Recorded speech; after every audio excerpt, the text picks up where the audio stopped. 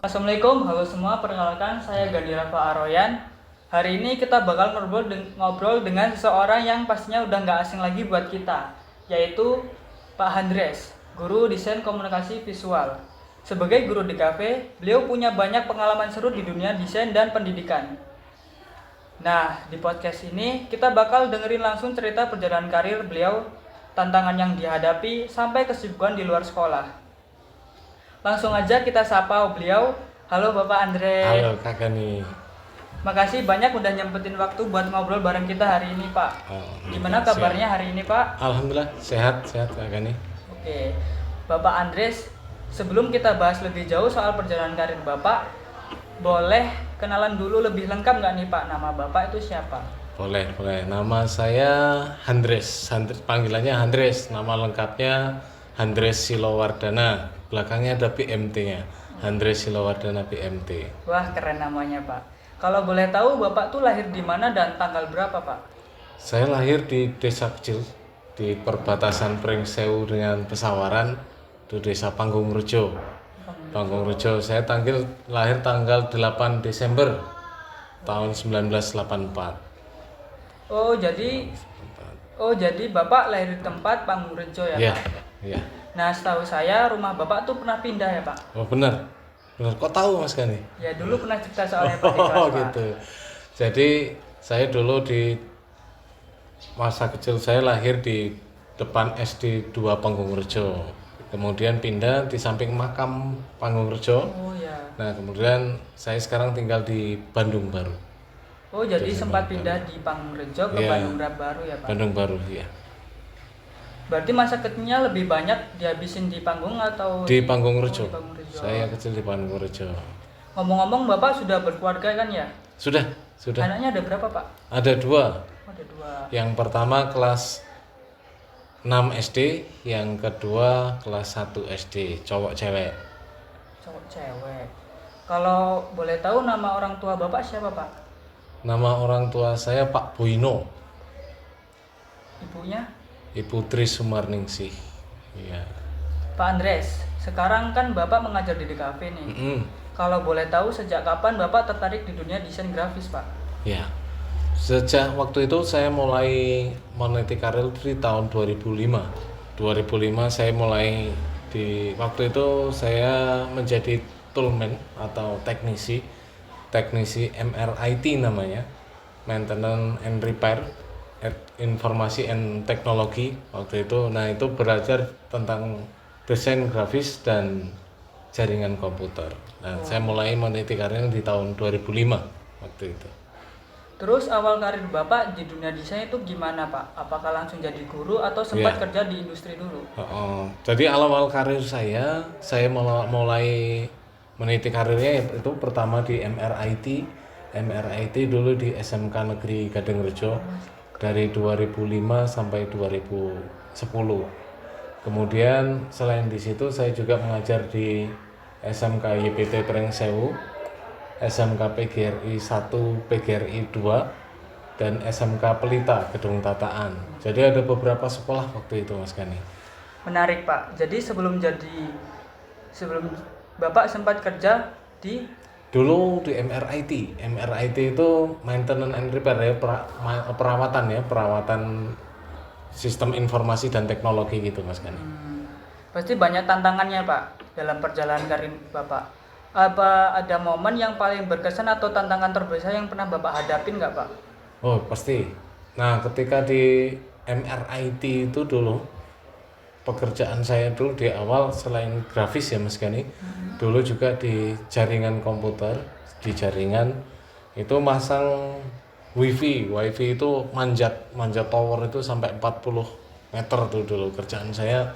Setiap 1 minggu itu selalu manjat naik turun di tower 40 meter dulu masang wifi dulu. Nah itu salah satu momen yang sangat menarik.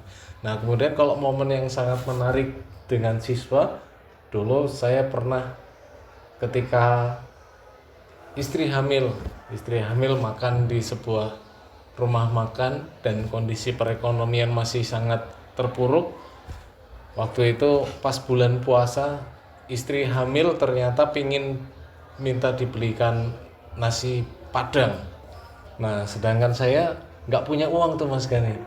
Nah, pas itu sebelum ke rumah makan Padang, saya ke masjid dulu. Ternyata dapat nasi bungkus tuh dari masjid. Nah, istri saya makan nasi Padang, saya makan nasi bungkusnya.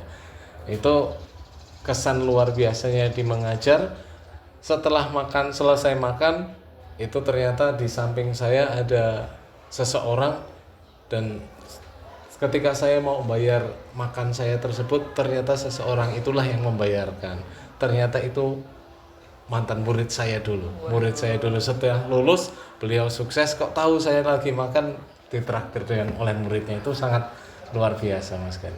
Wah, itu pasti pengalaman yang nggak mudah ya Pak. Benar. Tapi justru dari situ banyak belajar Pak. Ngomong-ngomong, selama jadi guru, apa sih hal yang paling Bapak suka dari mengajar di kafe Pak? Ya, di TKV itu menarik Mas Gani. Jadi tidak seperti jurusan yang lain hanya seperti yang dipatok seperti itu yang diajarkan, tidak. Kalau di DKV itu desain itu menarik karena mereka bisa berkreasi dengan seninya masing-masing. Mereka bisa berkreasi dengan kreativitas mereka masing-masing. Hasilnya bisa lebih menarik daripada yang saya sampaikan. Itu menariknya di desain komunikasi visual. Jadi ketika di DKV itu anak bisa berkreasi sesuai dengan kemampuan mereka, sesuai dengan keinginan mereka, sesuai dengan tekad mereka. Asik di DKV. Iya. Kalau ngomongin karir, pasti ada hubungannya sama pendidikan juga ya Pak? Ya. Boleh ceritain dulu nggak sih Pak, Bapak dulu sekolah di mana aja sampai gitu. akhirnya bisa masuk ke dunia desain? Oh iya, dari SD mungkin ya? Iya. SD, saya SD di Panggung-Rejo, SD Negeri 2 Panggung-Rejo. Sekarang jadi SD Negeri 1 Panggung-Rejo Utara. Nah, kemudian saya di SMP-nya saya di SMP Negeri 2 Sukoharjo. Sekarang jadi SMP Negeri 1 Sukoharjo. Kemudian SMK-nya saya di SMK Negeri 1 Gadingrejo. SMK-nya. Kemudian saya melanjutkan kuliah. Kuliah saya D3 di Politeknik Negeri Lampung. Politeknik Negeri Lampung. Kemudian melanjutkan S1. S1 saya di STIMIK Brengsewu. Di STIMIK Brengsewu itu. Berarti Bapak dulu di kuliah di? Ya, kuliahnya ada dua. Yang pertama di Politeknik Negeri Lampung, itu D3. Kemudian melanjutkan S1-nya di STIMIK Brengsewu. Sejak kuliah sudah sering praktek desain atau mulai serius setelah lulus Pak? Lulus Ya. SMK. Ketika kuliah itu sebelum kuliah karena saya bekerjanya di MRIT dulu, sekaligus di Tulmen, waktu itu Tulmen di jurusan multimedia.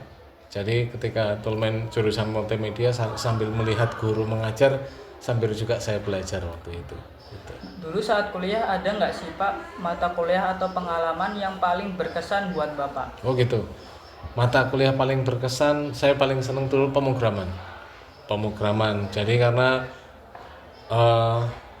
bermain logika ketika pas belajar pemrograman dulu. Itu malah cukup bukan di grafis, malah saya justru ke pemrograman dulu. Senang pemrograman karena bisa ngotak-ngatik program, membuat sebuah program dulu, membuat kalkulator seperti itu waktu kuliah. Menarik banget Pak. Jadi kesimpulannya di dunia desain itu nggak cuman soal skill tapi soal juga proses ya Pak. Benar. Ketekunan dan terus belajar. Benar. Nah Pak, sekarang kan banyak banget anak-anak yang tertarik di dunia desain. Tapi kadang bingung mau mulai dari mana. Kalau dari pengalaman Bapak ada tips nggak sih Pak buat murid-murid yang pengen masuk di bidang ini? Ya, tipsnya jangan putus asa dari awal, karena memang mulai desain itu harus dimulai dari sekarang. Tidak menunggu besok, dan jangan sampai berpikir harus instan membuat desain yang bagus. Harus diawali dari desain yang sederhana dulu, dibuat sederhana. Semakin belajar, semakin sering mencoba, akan menjadi hasilnya bagus. Jadi jangan langsung berpikir saya buat desain harus langsung jadi bagus. Tidak, kita hargai buat yang biasa dulu, nanti akan berkembang. Oh, desain saya kok masih seperti ini, akan saya perbaiki untuk jadi lebih baik, jadi lebih baik lagi. Jadi belajar tidak instan, belajar harus dimulai dari sekarang, dari sejak dini kita belajar, kita buat desain itu berkembang. Jadi tidak langsung kita langsung jadi bagus, tidak, berkembang kita dari yang sekarang seperti ini. Oh, warnanya, perpaduan warnanya seperti ini. Kita bisa membuat warna yang ini kontras, terlalu kontras. Kita bisa memadukan dengan lebih yang bisa kita lihat. Dan ketika kita membuat desain, kita juga harus tahu tujuan membuat desain ini tujuannya buat apa. Jadi kita bisa membuat desain yang sesuai dengan yang kita inginkan. Jangan sampai kita membuat desain kita nggak tahu siapa yang mau kita buatkan. Semisal anak kecil atau orang dewasa yang kita buatkan. Acaranya, momennya apa?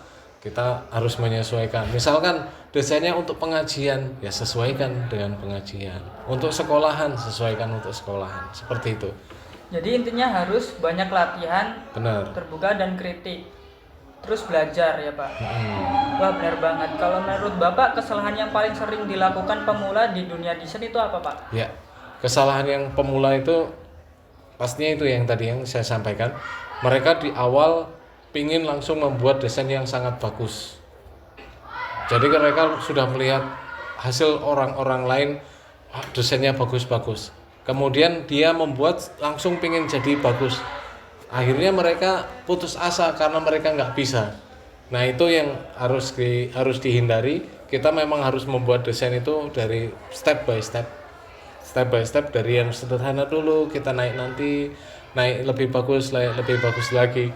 Jadi kesalahan yang paling fatal adalah ketika di awal dia nggak menikmati prosesnya. Nikmati prosesnya dari yang awal yang sederhana dulu, kemudian nanti membuat yang lebih bagus lagi. Ya. Oke Pak, terakhir nih, kalau ada murid yang masih ragu atau nggak percaya diri buat masuk ke dunia desain, apa pesan Bapak buat mereka? Oke. Untuk yang kalian yang pingin ke DKV ya, jadi di desain komunikasi visual itu asik. Dengan komunikasi visual itu asik. Kita tidak terpatok hanya di satu patokan, tapi kita bisa berkreasi, kita bisa berimajinasi. Di desain ini kita bisa memadukan warna. Bahkan kita bisa tidak hanya satu lingkup keilmuan, kita juga bisa banyak lingkup keilmuan. Anda bisa membuat desain grafis, videografis, ada tipografi, bahkan Anda bisa berinterpreneur. Jadi di DKV ini pangsa pasarnya ada di masa depan itu sangat luar biasa karena sekarang ini zamannya media sosial Mas ya. Media sosial, setiap perusahaan itu pasti membutuhkan tim IT. Nah, jadi peluang kerja di desain komunikasi visual itu sangat terbuka. Mau berwirausaha atau ke perusahaan gitu Mas. Jadi jangan ragu-ragu untuk adik-adik yang ingin belajar di DKV, silakan Anda masuk di desain komunikasi visual. Wah seru banget ngobrol sama Pak Andres hari ini. Banyak banget insight dan pengalaman yang bisa kita pelajarin, terutama buat teman-teman yang tertarik di dunia desain. Makasih banyak Pak Andres udah sharing cerita dan ilmunya di podcast ini. Sama-sama Mas Kani. Semoga makin sukses terus dan menginspirasi Pak Andres. Buat kalian yang dengerin, semoga obrolan ini jadi motivasi buat belajar terus dan berkembang. Sampai ketemu di episode berikutnya. Saya Gani Rafa, pamit undur diri. Wassalamualaikum warahmatullahi wabarakatuh. Terima kasih.